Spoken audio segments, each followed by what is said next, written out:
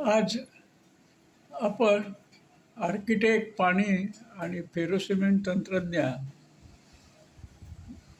याविषयी काही माहिती जाणून घेऊया. प्रत्येक इमारत, मग ती रहिवासासाठी असो, व्यापारी उपयोगासाठी किंवा उद्योगासाठी वापरात असली तरी ती बांधताना आणि बांधकामानंतर उपयोगात आणण्यासाठी पाण्याची नितांत गरज असते. पाणी हे जीवन आहे.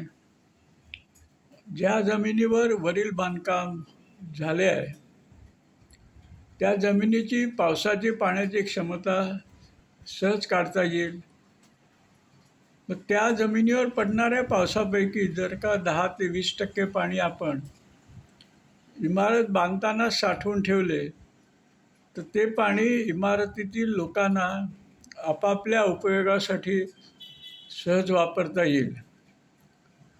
पाणी साठवून ठेवण्यासाठी फेरोसिमेंट तंत्रज्ञान हे उपयोगी आहे, कारण त्याचा खर्च RCC तंत्रज्ञानापेक्षा कमी आहे.